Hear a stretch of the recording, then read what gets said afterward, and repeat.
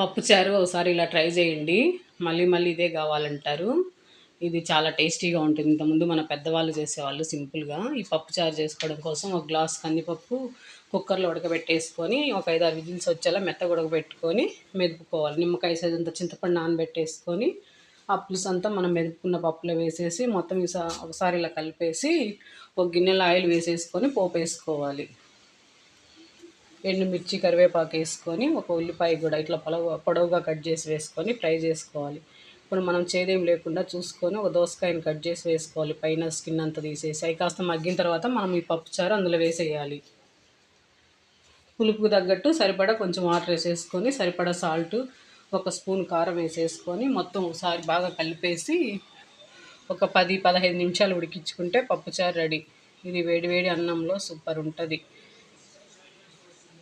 ఇలా ఒకసారి ట్రై చేయండి, చాలా బాగుంటుంది.